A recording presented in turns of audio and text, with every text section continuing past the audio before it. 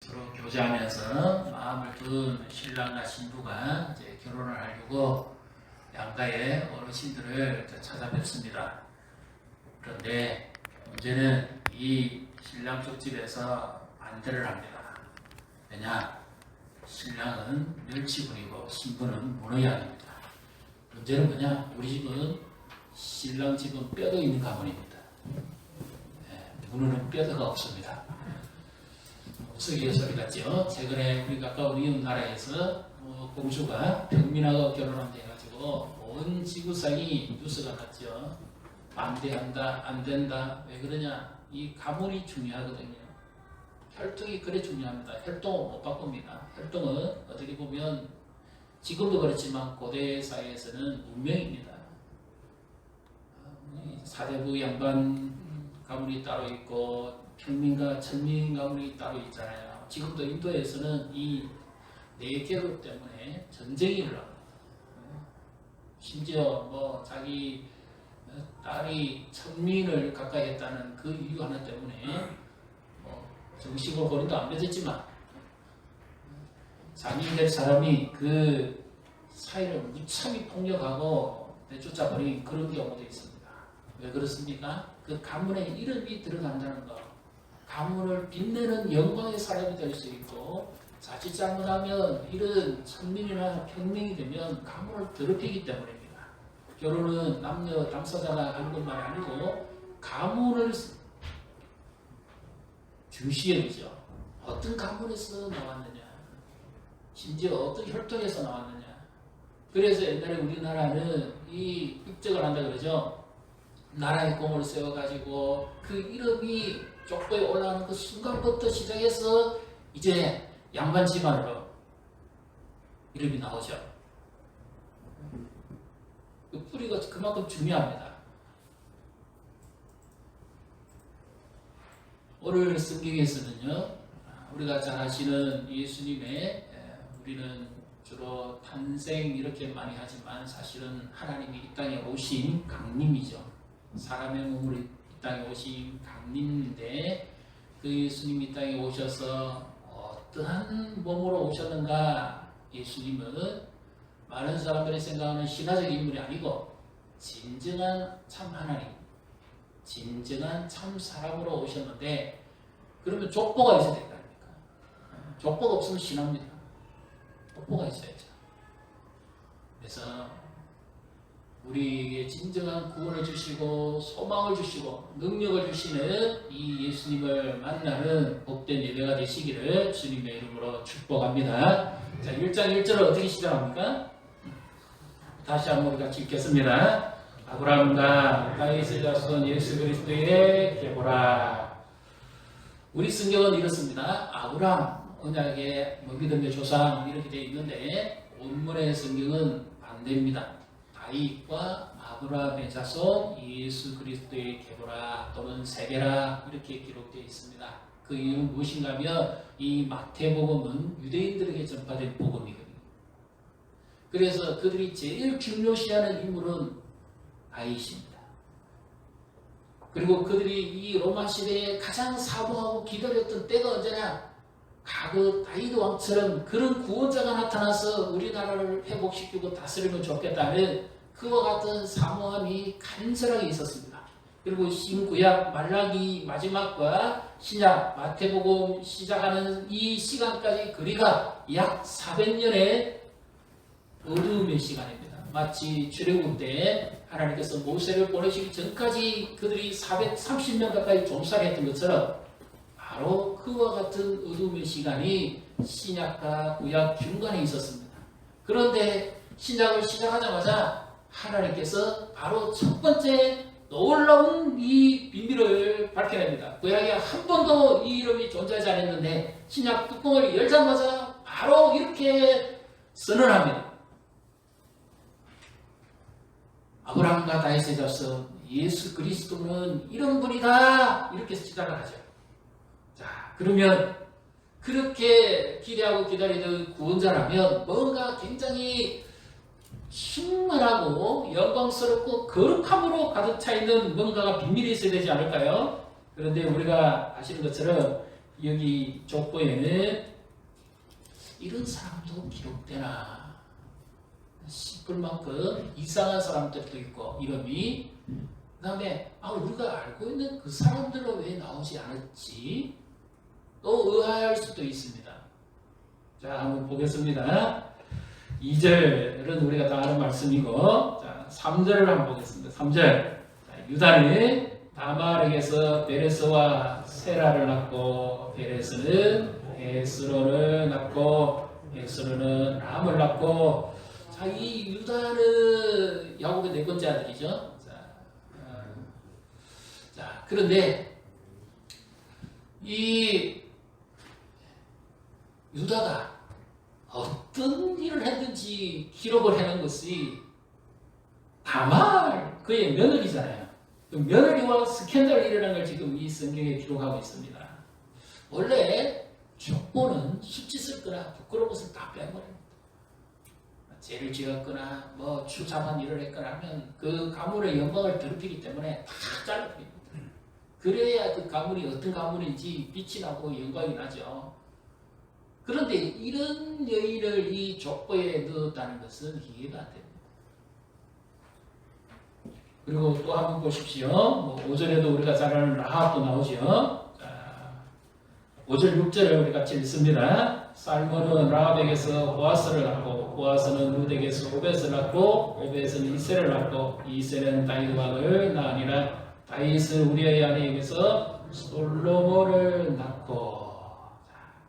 라합은 열구성에 잘 아시죠? 예, 그래서 등가부 중에 한 사람이라고 하는 이 살론과 결혼해서 보아스를 낳았다 이렇게 이야기합니다. 자, 그런데 이세는 다윗 왕을 낳았는데 다윗은 왜 여기서는 여인의 이름이 안 나올까요? 왜 우리아의 아내라고 해놨을까요? 우리아 햇사람 히타이트 족속이죠. 다윗의 30명의 충성스러운 신하 안에 들어갑니다. 심지어 다윗이 전장에 나가서 고전했을 때 이 우리아가 목숨 걸고 가서 다윗을 구해내는 이와 같은 충성을 보이기도 했습니다. 그런데 다윗이 임금이지만 그렇게 충성스러운 신하는 죽이고 그의 아내를 취해가지고 스캔들이 일어납니다. 너무 부끄럽잖아요. 근데 이런 수치스러운 일을 이대로 다 기억해놨습니다. 그 다음에 한번 또 잘 보십시오. 우리가 잘 아는 아브라함이 나왔으면 사라가 나와야 되잖아요. 사라의 이름이 없습니다. 이삭이 나왔으면 리브가가 나와야 되는데 그 이름도 없습니다. 히브리서 11장에 나오는 그 유명한 인물들, 믿음의 여인들, 라합은 기록되어 있죠. 근데 왜 어떤 이름은 들어가고 어떤 이름은 없을까요? 족보가 좀 화려하게 하려면 칭찬받고 모든 사람들이 특히 유대인입니다. 유대인에게 전해진 복음서니까 유대인이라고 그러면 그 이름 그러면 우리가 다 한다 이런 이름들을 기록해야 되는데 이런 이름도 있나 싶을 만큼 인생을 완전히 죄인으로 낙인 찍힌 사람들, 스캔들 일어난 사람들, 그 당시 고대 문화로도 이해 안 되는 아무리 근친상간에 구형됐다지만 그들조차도 이해가 안 되는 이름들이 이 족보에 번지씩 기록되어 있습니다.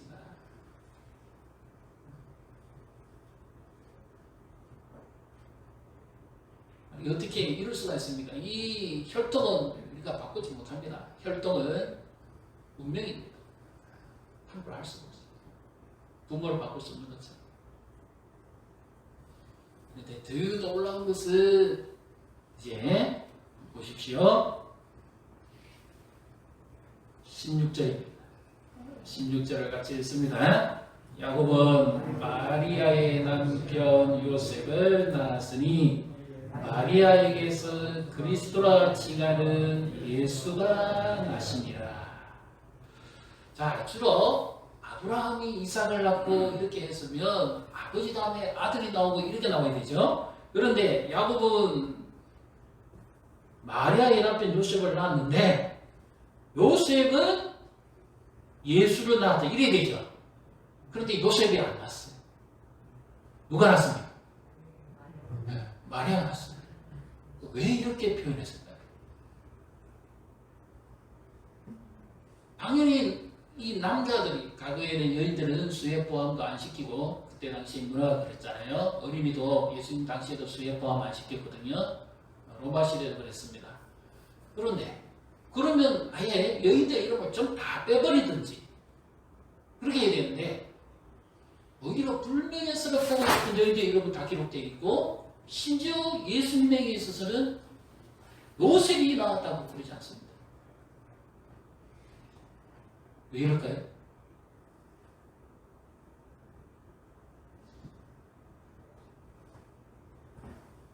자, 이것이 바로 이 마태복음 1장 1절을 푸는 비밀입니다. 예수님은 약속하신 대로, 아브라함에게 약속하신 대로 너로 말미암아 천하 만민이 복을 받고 너희의 후손을 통해서 내가 왕들이 나오게 하고 이 가나안 땅 지경을 내가 너에게 줄 것이라고 약속하셨죠. 그러니까 아브라함에게는 믿음으로 언약한 그 시간, 바로 예수 그리스도이시고 언약의 자녀로 오신 분이고, 그 다음에 다윗은 왕이 나와야죠. 네. 다윗 가문에 왕이 다윗으로부터 시작하잖아요. 그래서 왕들로 오시는 그 혈통이 바로 예수 그리스도까지 이어진다 하는 그것을 지금 여기서 말씀하고 있습니다. 동시에 예수님은 사람들이 생각하는 반신반인이 아닙니다. 반은 사람이고 반은 하나님 아니고 완전하신 하나님, 완전하신 인간임을 여기서 보여줍니다. 우리는 다 부정모혈로 부부가 결혼해서 육체적 생명을 낳잖아요. 그런데 예수님은 남자를 경험해 보지 아니한 순수한 여인의 배만 빌려서 하나님의 생명으로 오시잖아요. 그래서 요셉이 낳았다고 하지 않는 겁니다. 그러면 예수님은 누구의 아들이란 말입니까? 하나님의 아들이라는 거죠. 그러면 사람도, 이 왕족도 보십시오. 요즘 뭐 행간한 결혼도 많이 합니다만, 그래도 가급적이면 다 부끄럽고 수치스러운 다 빼버립니다. 하나님의 이 아들이 오시는데, 그럼 이 수치스러운 스캔들한 이 여인들의 이름을, 더군다나 다윗이 충성스러운 신하를 죽이고 그 아내까지 지은 이런 정말 요즘 말하기도 좀 이렇게 불편한 이런 사건들을 기록해 낸 이유가 뭘까요? 혈통을 운명으로 바꾸지도 못하는데, 바로 그가 하나님의 아들이신데 그는 죄인을 구원하기 위해 오신 자라는 것을 보여주는 말씀이죠. 그래서 그가 이들이 고대에 어떤 일을 했든지 관계없이 예수의 생명과 예수의 피로서 언약으로서 맺어진 자녀들이기 때문에 이들의 이름을 기록을 해놓은 겁니다. 자, 한번 이제 우리 성경 참고 구절을 한번 보겠습니다. 히브리서 10장 우리 10절부터 14절의 말씀을 한번 보겠습니다. 먼저 10절을 우리 같이 읽습니다. 이 뜻을 따라 예수 그리스도의 몸을 단번에 들이심으로 말미암아 우리가 거룩함을 얻었노라. 그러니까 하나님께서 아브라함에게 약속하셨고 다윗을 통해서 오실 왕, 그 아버지의 뜻을 이루시기 위해서 예수님이 이 땅에 오셨는데, 그는 구약의 제사처럼 매일 드려주는 제사로 인해서 죄를 씻는 분이 아니고 거룩한 제사를 하나님께 자신의 몸으로서 단번에 한 번에 십자가에서 드리셨다. 그래서 우리가 그를 믿음으로 거룩함을 얻었다, 하나님의 자녀가 되었다 하는 이 말씀이죠. 그리고 이제 11절부터 계속해서 읽어보겠습니다. 제사장마다 매일 서서 섬기며 자주 같은 제사를 드리되 이 제사는 언제나 죄를 얻게 하지 못하거니와 오직 그리스도는 죄를 위하여 한 영원한 제사를 드리시고 하나님 우편에 앉아서 그 위에 자기 원수들을 자기 발등상이 되게 하실 때까지 기다리시나니 그가 거룩하게 된 자들을 한 번의 제사로 영원히 온전하게 하셨느니라. 아멘. 예수님이 십자가에 달리심으로 모든 죄와 허물을 사하시고 하나님의 자녀를 거룩하게 하신 줄 믿습니다. 그래서 예수님은 나의 죄와 허물을 이 과거의 고대 여인들이 어떤 짓을 했든지 상관하지 않냐고 자신의 피로서 은혜로서 그들을 다 덮으신 겁니다. 그래서 불명예스러운 그 이름을 그 왕의 족보에 기록해 놓은 거예요. 이처럼 주님은 우리의 허물과 죄를 다 덮으시고 우리의 모든 것을 자신이 십자가에서 다 안으셔서 우리를 영광스러운 새 이름 성도로 만들어주신 줄 믿으시기를 바랍니다. 자, 그러면 여기에 이제 13절에 그 위에 자기 원수들을 자기 발등상이 되게 하실 때까지 기다리게 하신다 이렇게 말씀하고 있죠. 자기 원수들을 자기 발등상 발 아래 둘 때까지 지배할 때까지 두신다는 이 말의 의미는 어떤 의미인가 한번 살펴보겠습니다. 창세기 3장 15절의 말씀입니다. 내가 너로 여자와 원수가 되게 하고 내 후손도 여자의 후손과 원수가 되게 하리니 여자의 후손은 내 머리를 상하게 할 것이요 너는 그의 발꿈치를 상하게 할 것이니라 하시고, 여기 내는 하나님이시고 너는 사단입니다. 뱀입니다. 타락한 천사죠. 영물입니다. 실제 사단은 육체가 없는 영물이죠. 그러니까 하와를 속여가지고 선악과 먹고 타락하게 만들었죠. 지혜 있죠. 타락한 천사의 영물입니다. 이 사단이 바로 예수님이 십자가에 못 박힐 때 죄와 사단의 권세를 꺾어서 그의 머리를 상하겠다는 것은 그의 힘을 뺐다고 말입니다. 예를 들어서 뱀 머리를 때리면 뱀이 비틀비틀거리다 나중에 죽잖아요. 이미 십자가에서 예수님이 대속의 죽음을 당하실 때 그의 머리는 깨어졌고 힘은 약해졌는데, 그럼에도 불구하고 여자의 후손과 여자의 후손은 예수 그리스도죠. 내 후손이 원수가 되게 할 것이다. 여자의 후손은 내 머리를 상하게 할 것이고 너는 그의 발꿈치를 상하게 할 것이다. 그래서 사단이 예수님이 재림하시기 전까지 활동을 하잖아요. 지금 정부에도 가고 대통령국에도 가고 지방의회도 가고 백성들에게도 가고 심지어 할 수만 있으면 믿는 자의 심령에까지도 들어옵니다. 교회도 들어가고. 이 사단이 뭐합니까? 강력하게 소비를.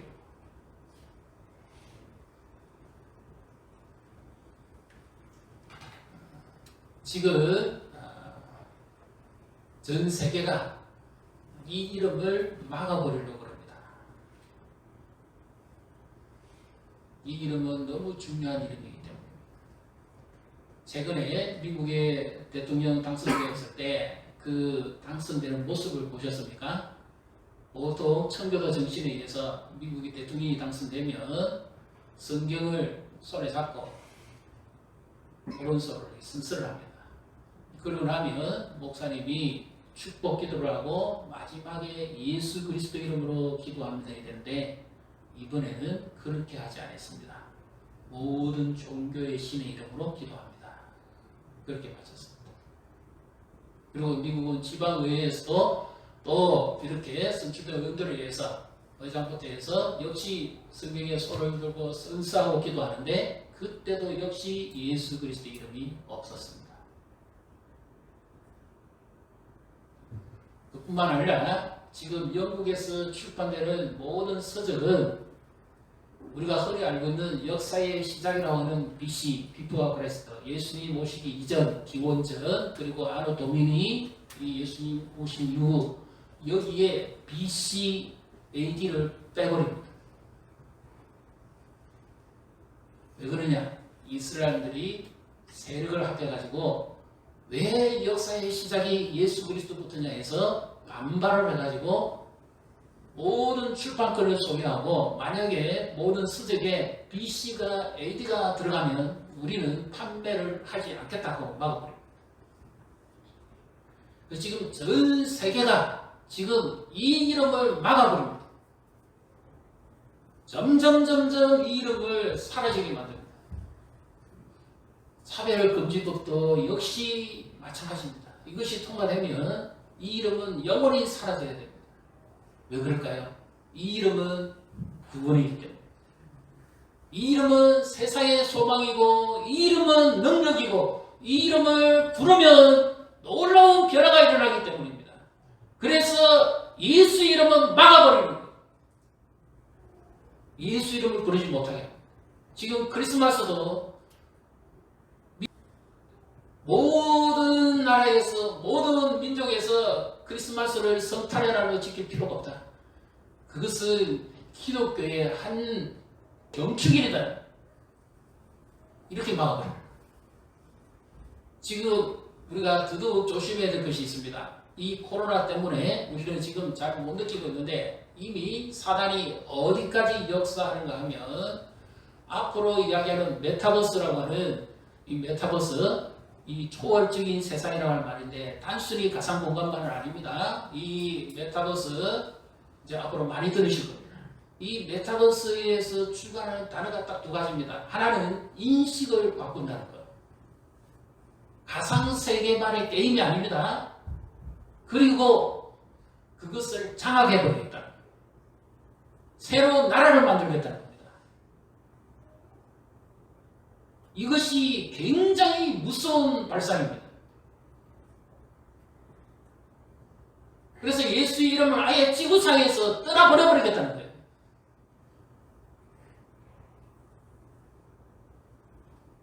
우리 젊은이들과 자녀들을 정말 하나님의 말씀으로 우리가 바로 세워야 됩니다. 이제는 예수 없이도 지상에 파라다이스가 있다. 겉으로는 이 무슨 많은 비슷한 이런 게임 안경이라고 하는데 그것은 흔히 말하는 가상현실이라고 하지만 그것이 아니고 실제로 이 영혼을 뺏어 안아버리겠다 그 말입니다. 아예 인식을 바꿔버리겠다.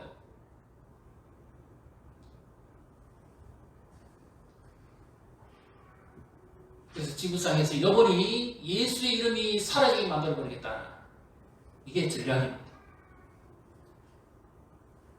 우리는 코로나 때문에 지금 앞에 세상이 어떻게 될 것인지 하루하루 어떻게 살 것인지 이거 염려하고 있는데 벌써 이들은 그 이후에까지도 모든 전략을 다 짜가지고 사람들의 영혼을 지금 갉아버리겠다. 이 전략입니다. 자, 사단이 어떻게 활동하는가 보겠습니다. 베드로전서 5장 우리 8절부터 10절을 한번 살펴보겠습니다. 근신하라 뛰어라 너희 대적 마귀가 물은 사자같이 두루 다니며 삼킬 자를 찾나니 너희는 믿음을 굳건하게 하여 그를 대적하라. 이는 세상에 있는 너희 형제들도 동일한 고난을 당하는 줄을 압니다. 모든 은혜의 하나님 곧 그리스도 안에서 너희를 부르사 자기의 영원한 영광에 들어가시니가 잠깐 고난을 당한 너희를 친히 온전하게 하시며 굳건하게 하시며 강하게 하시며 저를 견고하게 하시리라. 아멘. 여기 영물인 사단이 사람의 생각도 들어가고 집에도 들어가고 막 강교한 일을 행하고 관계도 어지럽게 만들고 죄를 짓고 타락하게 만듭니다. 그런데 제일 대표적으로 하는 일이 뭐냐? 예수로부터 멀어지게 하는. 모든 종교를 통합할 수 있는데 예수가 들어가면 안 됩니다. 그래서 오직 예수 이름을 아예 말살시켜버려요. 믿는 자들에게 예수로부터 멀어지게 만들어요. 그냥 예배는 드리고 형식적인 것을 해라. 그러나 예수 붙잡지 살지는 말아요. 우리가 마지막까지 붙잡아야 될 이름이 뭡니까? 예수 그리스도. 예수 이름. 우리 예수 이름을 하루에 몇 번 부르십니까? 그 예수 이름을 몇 번 의지합니까? 예수 이름을 몇 번 찬송하고 예수님을 몇 번 찾습니까? 수술을 앞두고 있거나 정말 중환자실에 있는 분에게 제가 가서 마지막으로 드리는 말씀이 예수님 붙드십시오. 이 예수님을 붙들어야 됩니다. 이 예수님 놓치면 망합니다. 왜 그렇게 예수 이름이 중요합니까? 그의 이름은 구원이기 때문입니다. 예수를 이름을 부르면 주 예수를 믿으라. 그리하면 너와 내 집이 구원을 얻으리라. 주 예수를 부르는 자마다 구원을 얻으리라고 말씀하셨잖아요. 그러니까 이 지구상에서 지금 온 사단이 지금 현실 세계뿐만 아니라 앞으로 오는 세계까지도 역사해가지고 예수의 이름을 못 부르게 막아버립니다. 예수 이름으로 공경연하게 기도도 못하게 합니다. 이것이 지금 치열한 영적 전쟁입니다.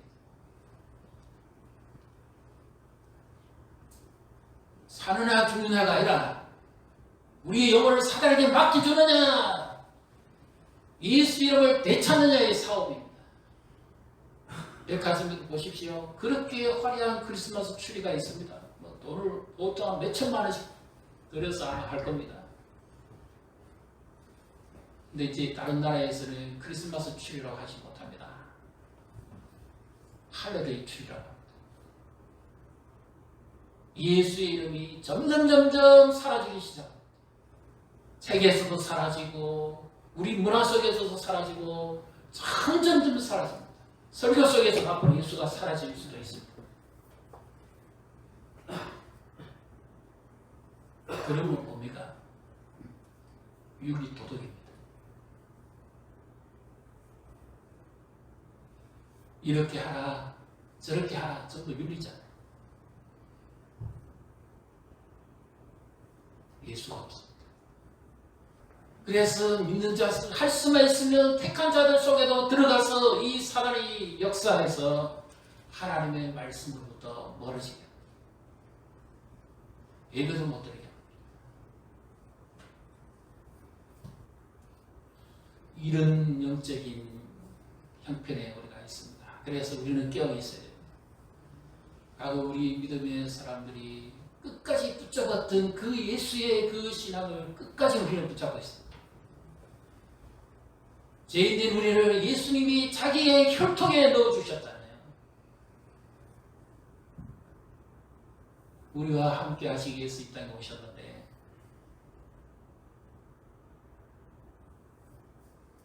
세상의 문화로도 어떤 것으로도 바꿀 수 없는 이 혈통, 하나님의 혈통에, 신적 혈통에 예수님이 우리의 이름을 넣어주셨죠.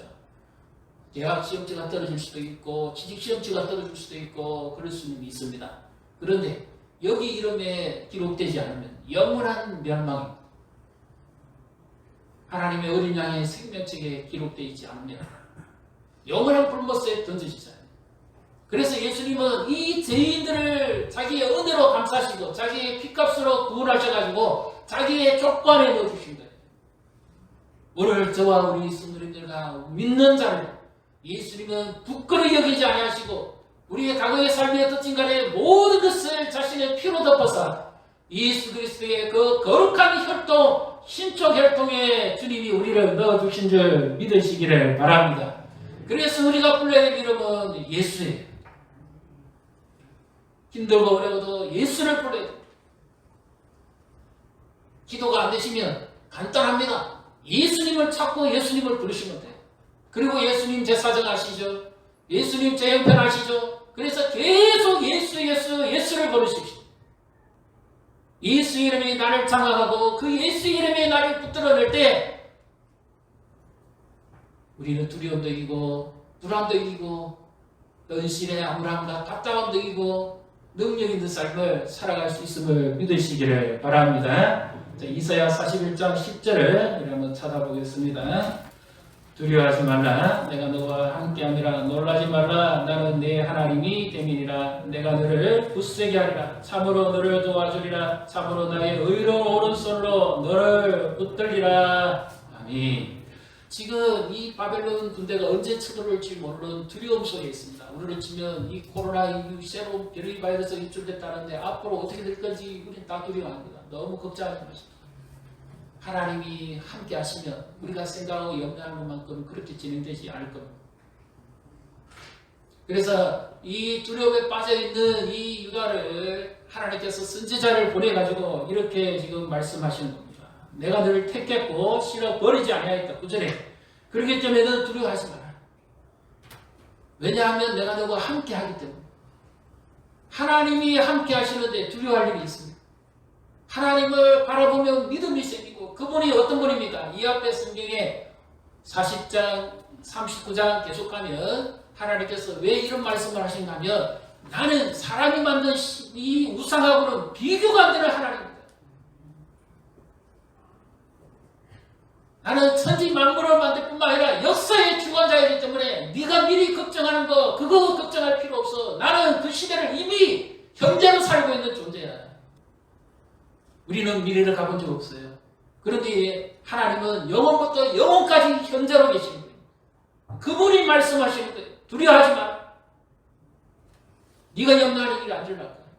그리고 그 바벨론의 놀라운 그 압제 속에서도 내가 너희 지켜줄 것이다. 놀라지 마라. 나는 네 하나님이 되고 내가 너를 굳세게 할 것이다. 흔들리지 않도록 해줄 것이다. 참으로 너를 도와줄 것이다.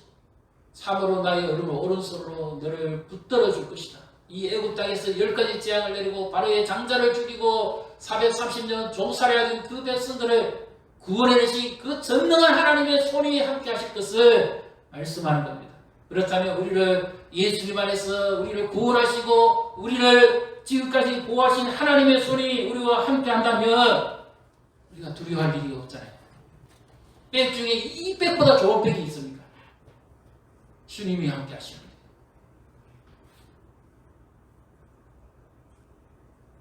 온 지구상은 지금 예수의 이름을 지워버리려고 합니다. 이것은 무서운 전쟁입니다. 우리 안에서도 계속해서 싸우는 싸움.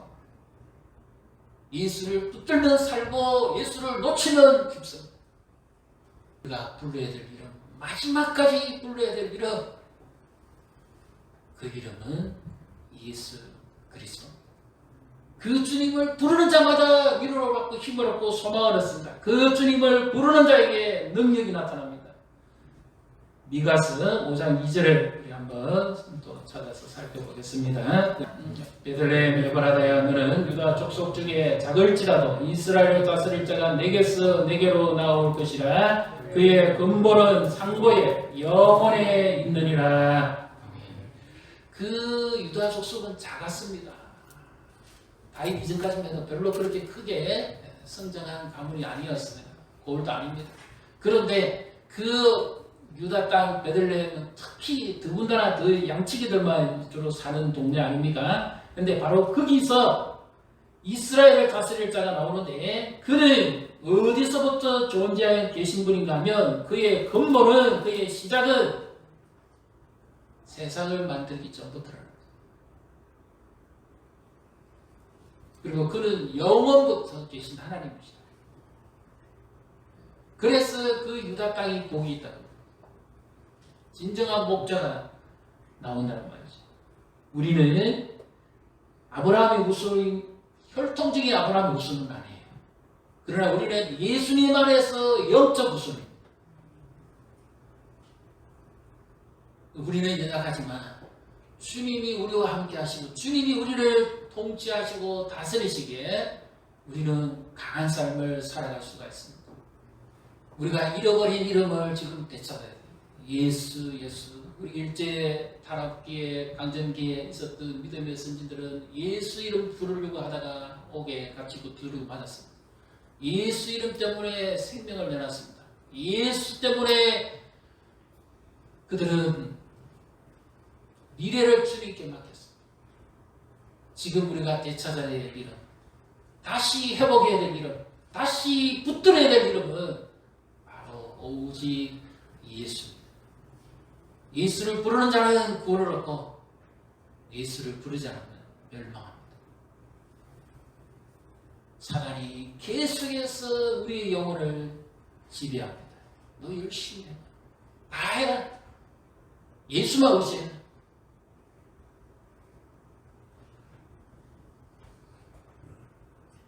예수 이름을 의지하지 말고 해라.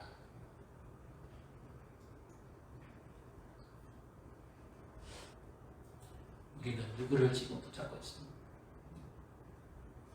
누구를 의지하고 살아가고 있습니다. 우리의 영혼은 누가 지금 지배하고 있습니다. 우리의 삶은 누가 지금 이끌어가고 있습니다.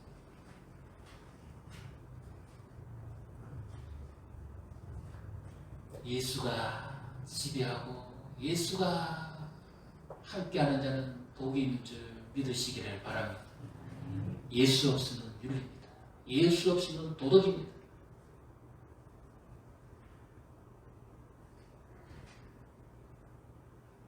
예수가 없으면 죽는 생입니다. 마지막까지 붙들어야 될 이름은 예수. 내 영혼에 온전히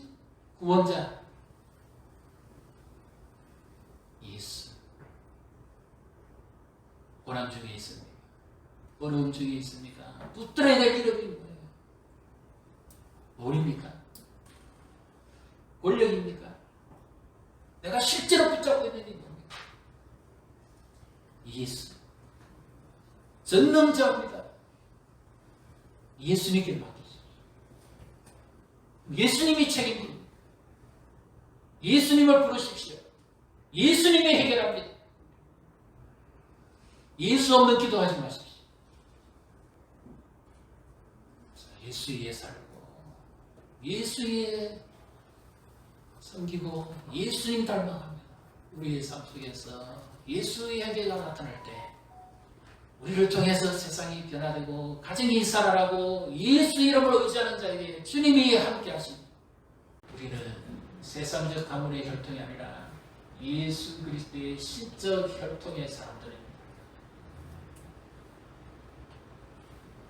그래서 우리가 불러야 될 유일한 이름은 바로 예수 그리스도. 그분의 이름을 높이 불러요.